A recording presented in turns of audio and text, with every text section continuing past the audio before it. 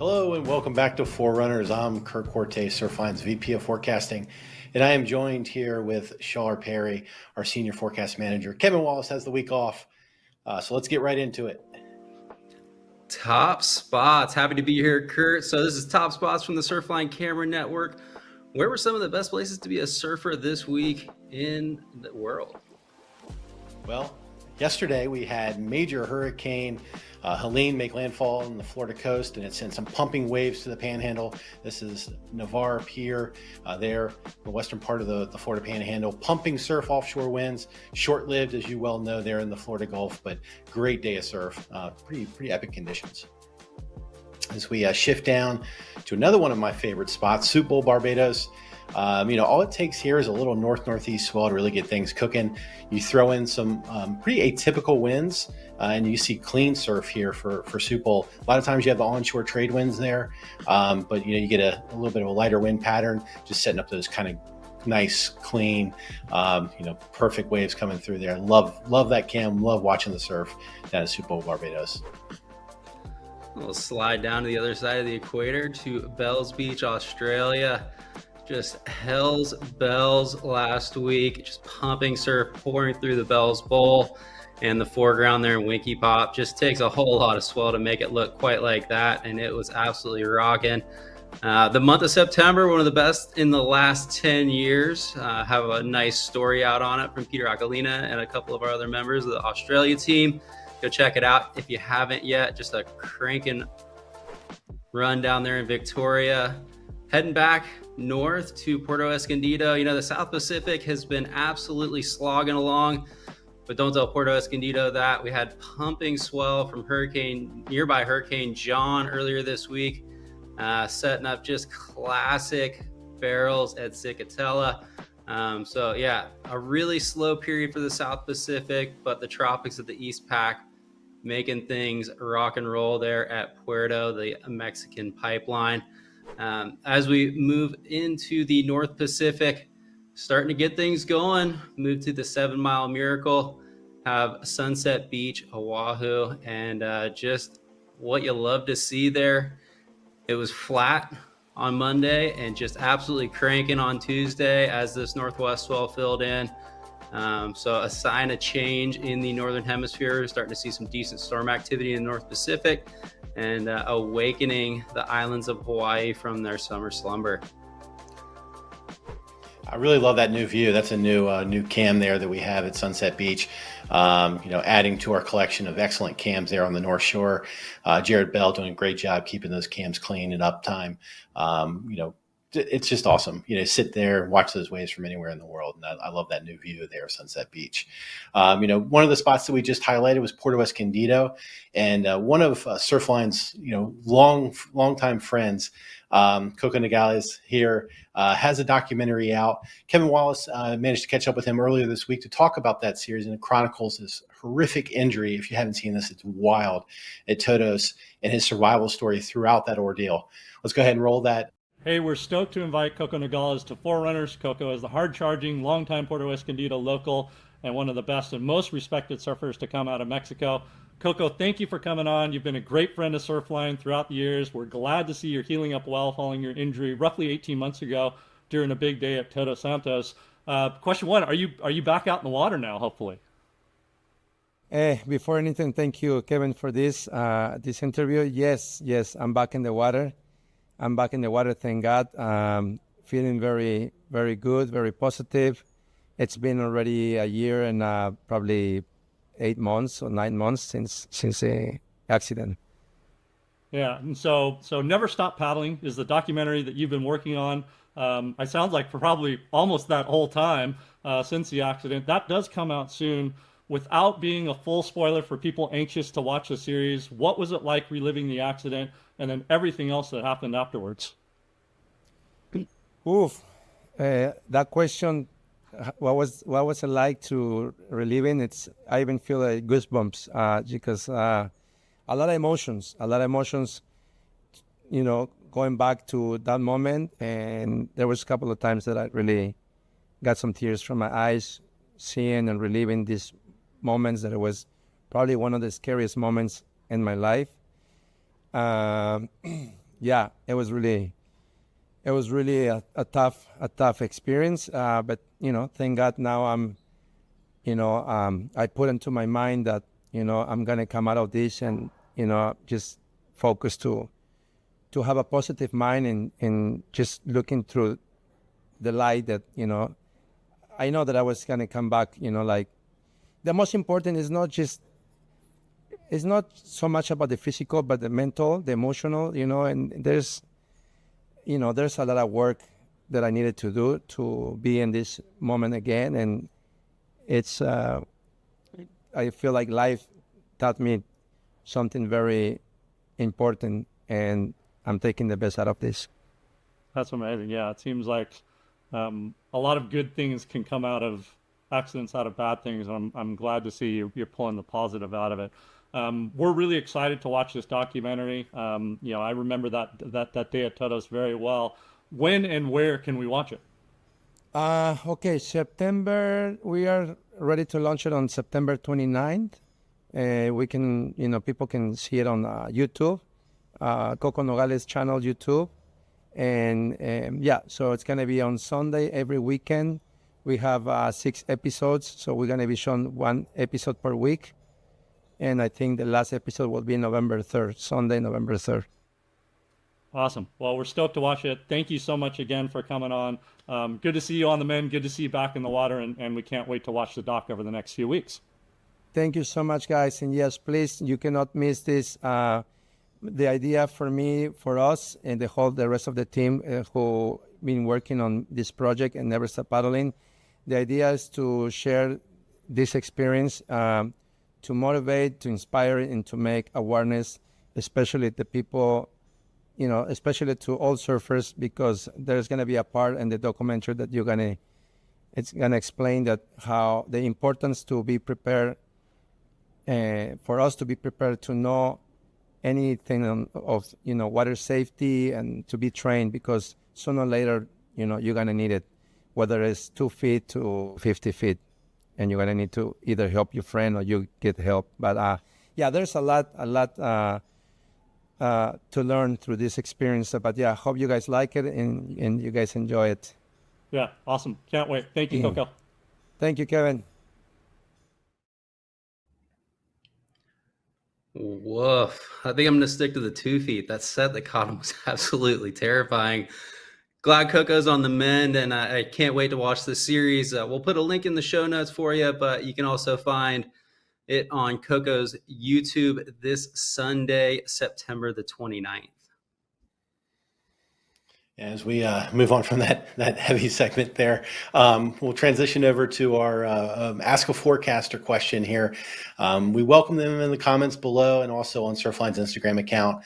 This week we have one from a very special guest, so if we could go ahead and roll that, Mark, we'll check it out. Okay, after probably the most miserable 2 months of a summer I've ever seen in California, I'd really like a good update on the winter.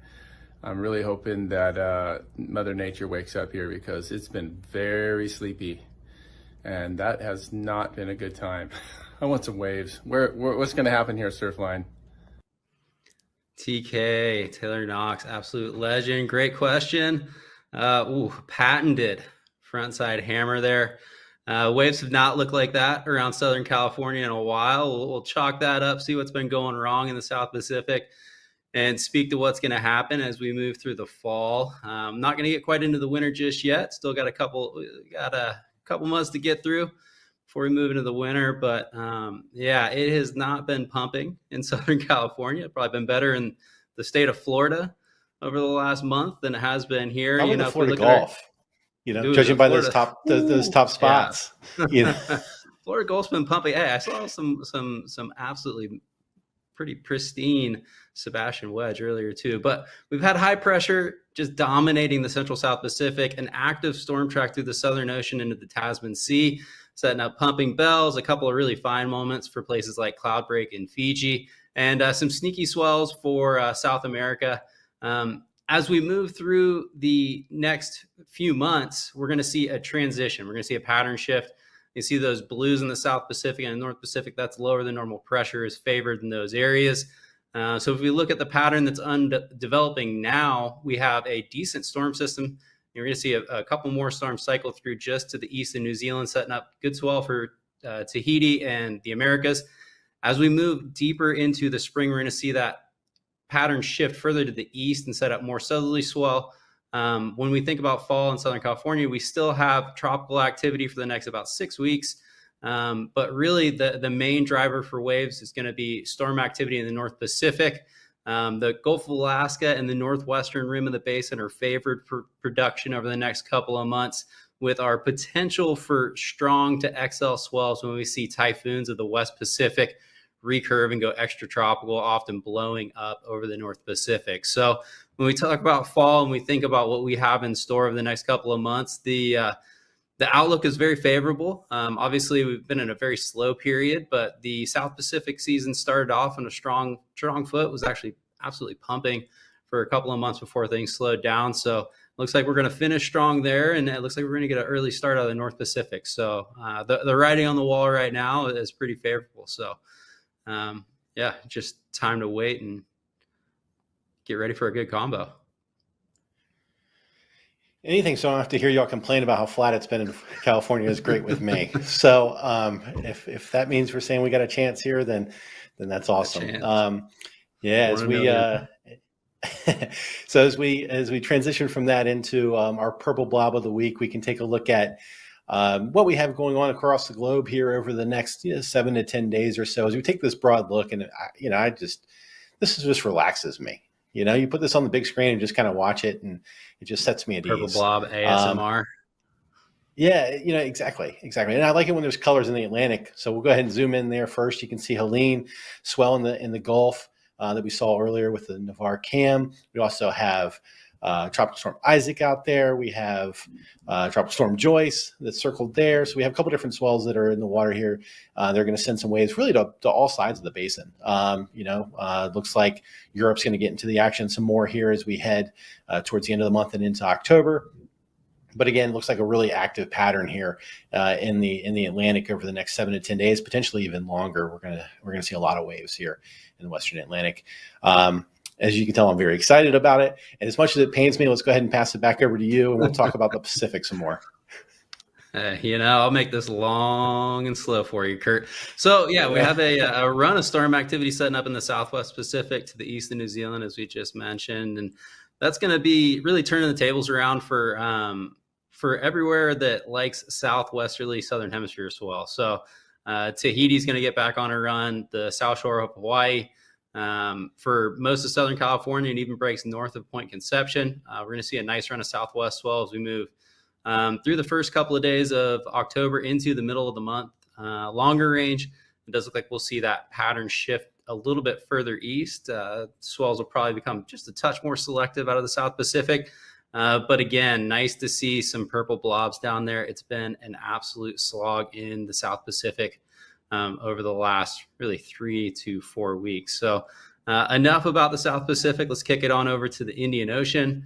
In the Indian Ocean has been absolutely just ripe with storm activity. We're going to see a number of storm systems move through the southwest corner of the basin there near WA, setting up quality swell for Indonesia, especially those areas that like more southerly directed swell, and then continuing to pump swell through the Great Australian Bight there. So a lot of activity in the Indian Ocean. Most of it will be over in the western to southwest portion of the basin, which would be expected as we basically put a close on the season there.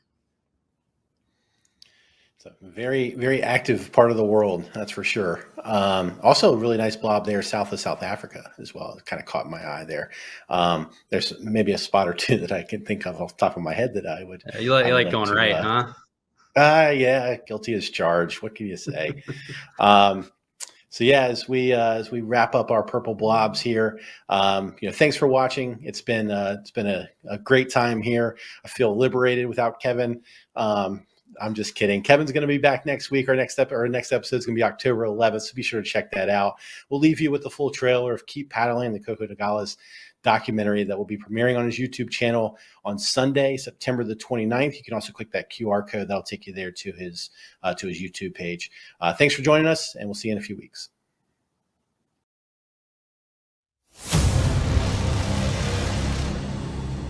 You never think it's going to happen to you until it happens. Well, there was an enormous swell hitting Todos Santos Island, peeling off some of the biggest waves I'd seen out there. Definitely one of the more impressive swells out there. It was, I put it up there with one of the best swells I've ever seen out there. It had the fear factor of like, it's chaos. Y se pintó así el horizonte, un monstruo así horrible. Massive teepee just detonated. It was where the prayers start going out. Esa ola arrasó como con 40 surfers que estaban en el lineup. And on that moment, when I went down, I felt the wave punch on me. I felt like my body was broken. Pushing me, pushing the board, pushing my body, going like this under the water. When I died, I'm just thinking, oh my God, I'm not gonna die today. I said, God, I'm not gonna die today. Not today. I came up and boom, the second one. Boom, the third wave. This is bad news. It was pretty chaotic. I ended up picking Coco up after that set had cleaned everyone out. The injury was serious. Needed professional care as quick as possible. Ya llegó la guarda. ¿Oxígeno? No, la muy grande. Me llevó hasta el fondo. Aquí estoy, hermano. Nos trasladaron al hospital de Ensenada. Ahí fue una historia horrible, la verdad. Abro las cortinas y entro Coco. No, Coco estaba destrozado. Broken in any kind of way. Parecía un niño. Creía que el fin que algo se quedaba inválido. Me agarró y no me soltaba. Greg offered to bring me up to do the surgery in California. The treatment that he needed with a good surgeon as quickly as possible. So once Coco came up to the trauma center, we planned his surgery. Is getting a great surgeon. Now it's my time to take over and let's get some good therapy so we can get him back out in the water. I like working with athletes is because there's that drive that they have that other people don't have. Es parte de la vida, ¿no? Hay veces que estás arriba, hay veces que estás abajo. Con o sin, hay que seguir dándole para adelante. I think surviving is just the will to live and the inability to quit. Todavía mi misión no ha acabado.